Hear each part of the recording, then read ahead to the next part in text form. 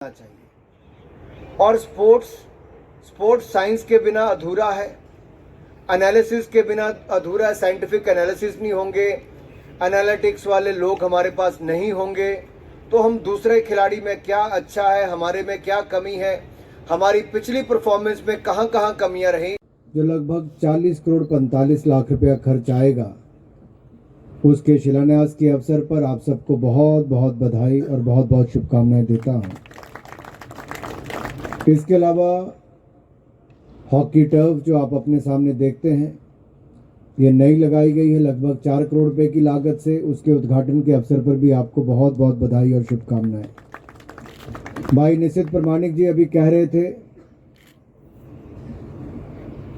कि सेंटर के ऊपर निगाहें रहती हैं कि कौन क्या करता है।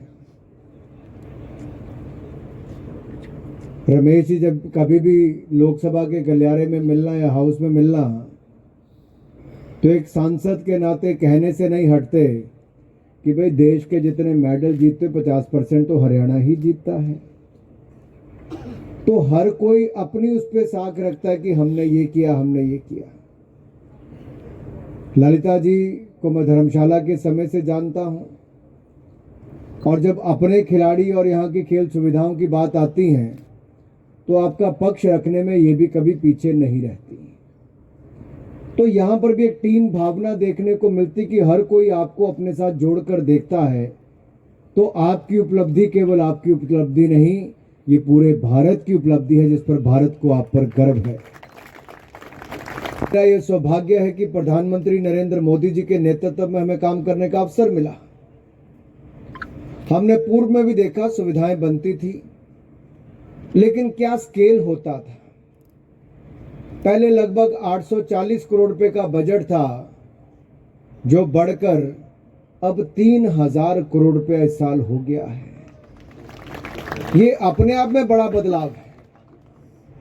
इससे हम ज्यादा कोचेस रख सकते हैं, ज्यादा सेंटर खोल सकते हैं, ज्यादा सुविधाएं बना सकते हैं। अब मैं मंत्री बना तो मेरे पास संदीप प्रधान जी ने कहा कि अगर आपकी अनुमति हो तो हम कुछ अधिकारियों की पोस्ट छोड़ दें। तो मैंने कहा अगर कोच रखने के लिए छोड़ने वाले तो मेरे आज ही हस्ताक्षर करा लो, मैं आज छोड़ने के लिए तैयार हूं। और आप विश्वास मानिए, मेरे ख्याल से पता नहीं 10-12 साल पहली बार रिस्ट्रक्चरिंग हुई 1984 के बाद, तो हमने अधिकारियों की, कर्मचारियों की बाकी पोस्ट छोड़कर कोच खिलाड़ियों के रखने का निर्णय मैंने आकर लिया। मोदी जी के नेतृत्व में हमने काम करने का काम किया, और आज मैं कह सकता हूं हमने पिछले 1 साल में 425 नए कोच रखे हैं। हालांकि खेल राज्य का विषय है, राज्यों को ही इस पे ज्यादा जोर लगाना है, क्योंकि प्रधानमंत्री मोदी जी मानते हैं कि अगर खेल, स्पोर्ट्स ही हमारी एक सॉफ्ट पावर है। ऐसे तो आप अपना तिरंगा ले जाके दूसरी धरती पर और अपना जनगण मन तो राष्ट्रगान नहीं कर सकते, लेकिन जब हमारा कोई खिलाड़ी गोल्ड मेडल जीतता है तो दूसरे देश की धरती पर तिरंगा भी लहराता है और राष्ट्रगान की धुन भी बजती है। मेरे भाइयों और बहनों, ये ताकत है।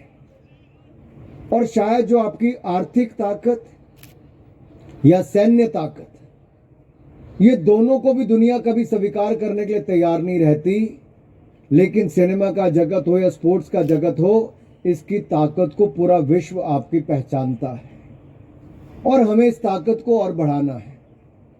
और अगर आप देखेंगे तो बहुत सारे खिलाड़ी, मेरा तो अनुभव पिछले 22-25 वर्ष जब से मैं खेल संघों से जुड़ा हूं, यही रहा कि अब बड़े शहरों की बजाय ग्रामीण क्षेत्रों से खिलाड़ियों में वो कुछ कर दिखाने का जुनून ज़्यादा है, उनमें जोश ज़्यादा है।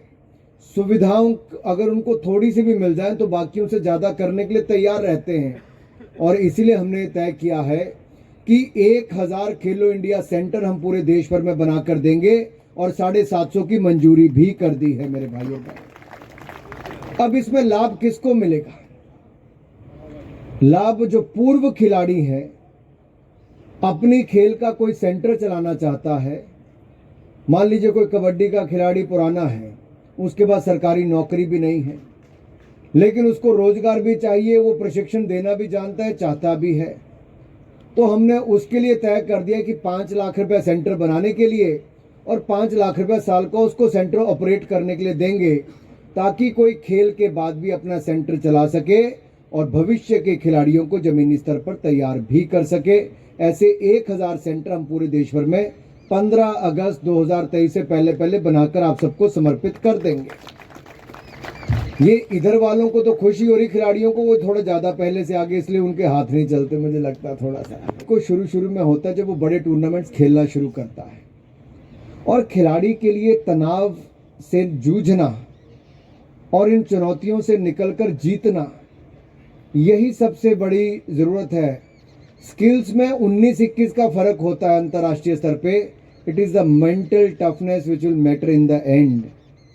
ए बैटल ऑफ नर्व्स है, मैं बार बार कहता हूँ। जिसके क्षमता है, जो यहाँ से मजबूत होगा, वो उस समय जीत जाता है।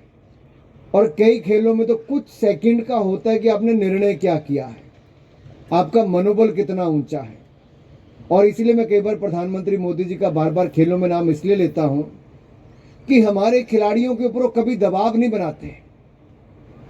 वो हमेशा ये कहते हैं, कभी उनके परिवार से बात करेंगे, उनके कोच से बात करेंगे, कहेंगे जाओ दिल भर के खेलो, अपना 100% दो, कोई चिंता मत करो, देश के लिए खेलो।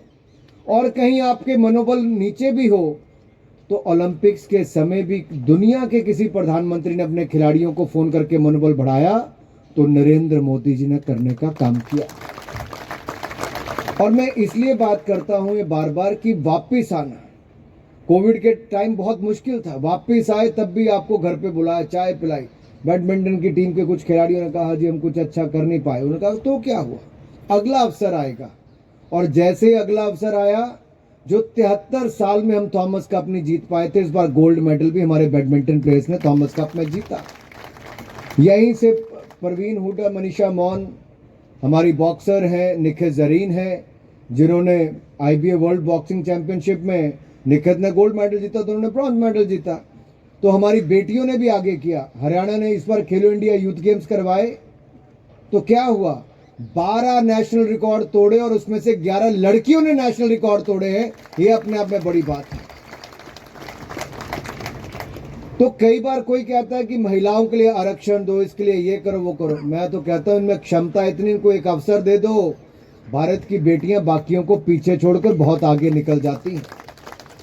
इसलिए अब तो योगेश्वर अलग अलग भूमिकाओं में है, एक प्रशासक के रूप में भी, एक पूर्व खिलाड़ी के रूप में भी, खेल संघों से जुड़े होने का। मेरा निवेदन आप सबसे कुछ रहेगा। मेरा मन था कि मैं यहाँ पर सबसे खुल के बात करता, लेकिन नहीं है। हम लोग यहाँ से चाय वाय पी के, अब बाद में चाय पीने तो बाद में पी लेंगे, लेकिन जहाँ पर भी मुझे आपसे मिलना है अलग से। और मैं जानना चाहता हूँ कि आपके मन में खेलों को सुधार करने के लिए क्या क्या मन में चल रहा है। जैसे आपके यहाँ पे क्या चल रहा है, नेशनल सेंटर ऑफ एक्सीलेंस हमारा इस सोनीपत में तो है, इसकी सुविधाओं से आप सब अवगत हैं।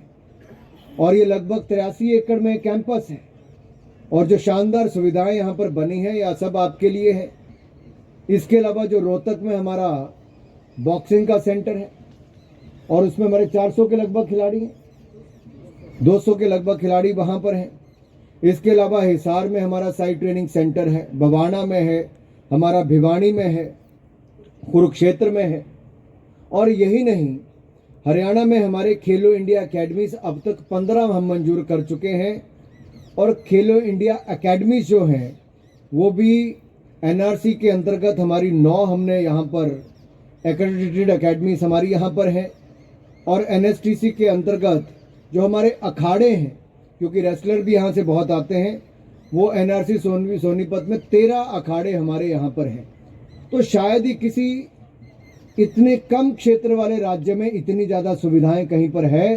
तो भारत सरकार ने हरियाणा को उस लिए भी चुना है, ये भी हमारा पूरा फोकस हरियाणा के ऊपर रहता है। और इसलिए मेरा आप सबसे अनुरोध रहेगा कि आप हमें लगातार इनपुट दीजिए कि इनमें क्या क्या सुधार करना है। मैंने अभी एक मुहिम चलाई,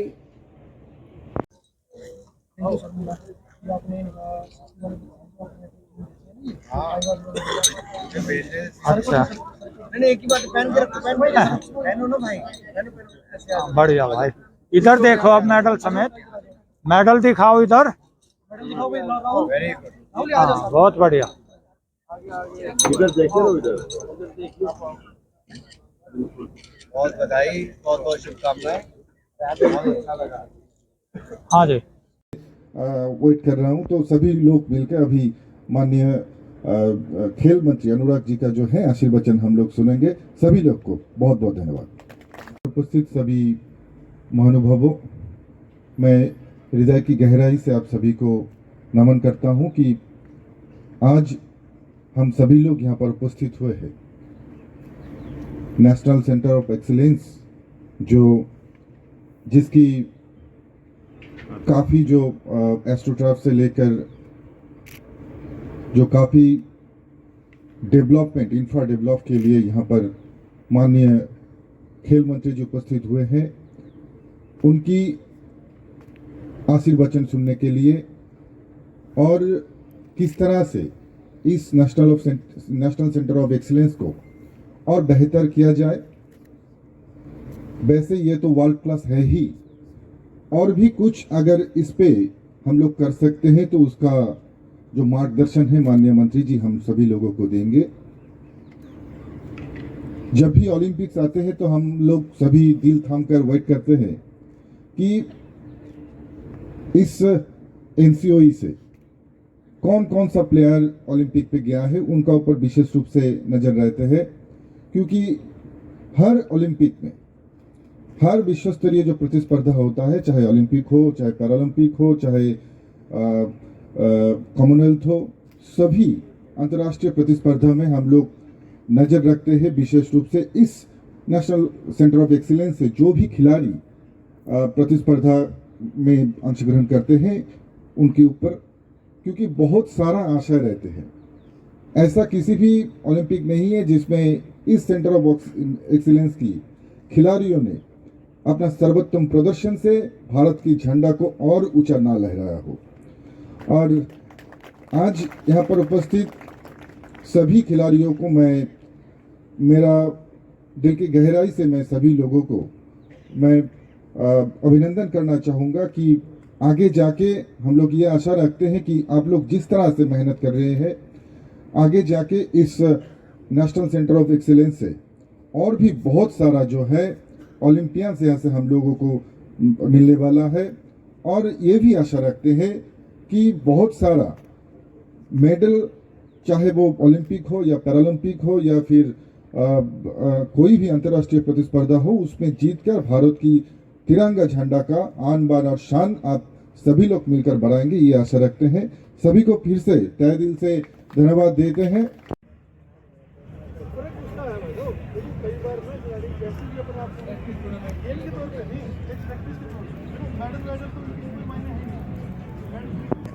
आ दिया।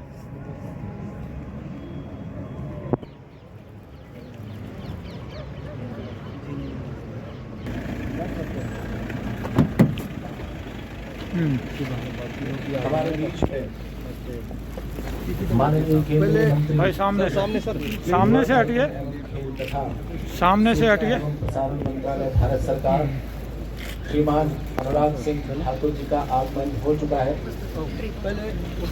Unveiling the flag of foundation stone of integrated high performance centre. हाँ जी। आप सभी लोगों से आग्रह है कि करतल ध्वनि से इस सेंटर के उद्घाटन का जश्न मनाएं।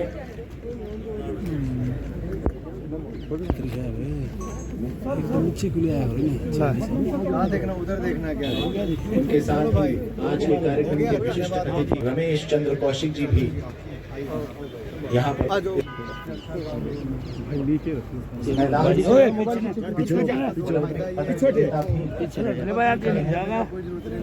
मैं आप सभी से आग्रह करूंगा कि एक बार जोरदार तालियों से इस उद्घाटन समारोह का सम्मान करें। आई ठीक ही नहीं आई फोटो? बढ़िया। इधर आओ, कैसे आओगे फ्रेम में सारे? पीछे पीछे ऐसे पीछे।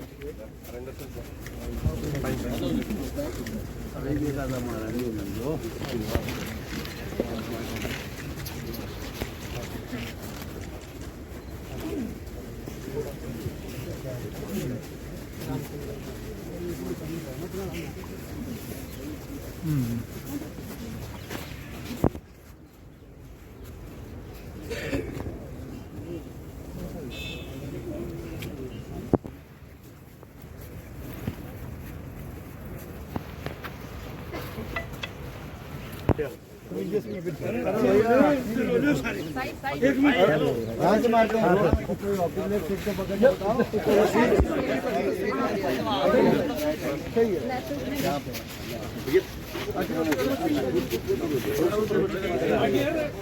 ओ भाई अनाड़ी होगी थी लग गया अनाड़ी से ऐसे ना हो इधर ही आ जाए सारा कोने आवा चलो एक सेकंड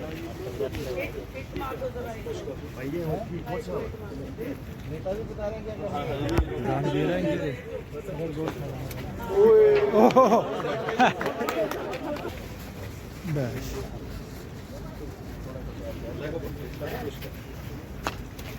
वाह जी वाह बहुत बढ़िया आप लोग थोड़ा सा सामने से हट जाइए वो ऐसे थोड़ी मारो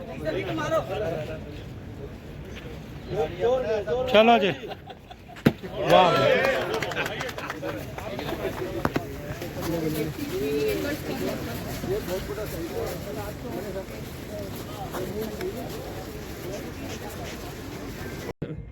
काफ़ी लेट हो रहा है।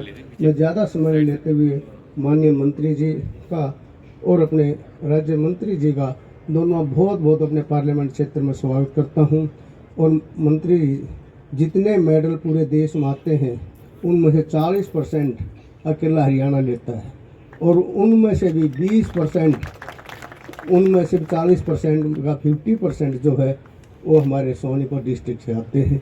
इसलिए इस साई सेंटर का बहुत बड़ा योगदान ये मेडल जीतने में और सोनीपत के लिए और हरियाणा के लिए और देश के लिए ये अपने आप बहुत ही महत्वपूर्ण स्थान है, जिससे अच्छे से अच्छे जितने भी ओलंपिक और एशियाड में मेडल आए हैं उनका कोई न कोई लिंक साई सेंटर से रहा है। किसी ये जन्मभूमि है, किसी कर्म भूमि है, लेकिन इससे संबंध जरूर रहा है। मैं आपका एक बार फिर तहे दिल से स्वागत करता हूं और निवेदन करता हूं कि आप बार बार यहां पर आएँ और हम आपका स्वागत कर सकें। आप सबका बहुत बहुत धन्यवाद।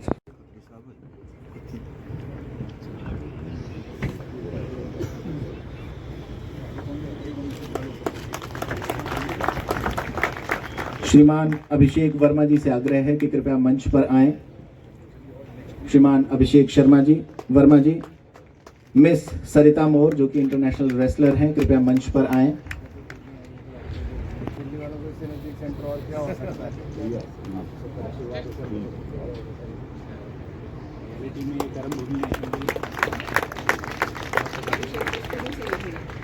कृपया मंच के नीचे आकर उनका स्वागत करने की कृपा करें। जोरदार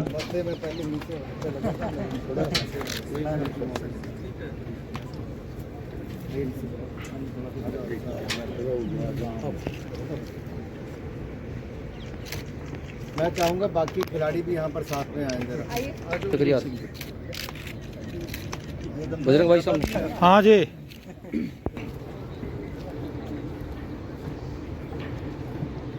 इसी क्रम को आगे बढ़ाते हुए मैं सोनीपत के माननीय सांसद श्रीमान रमेश चंद्र कौशिक जी से आग्रह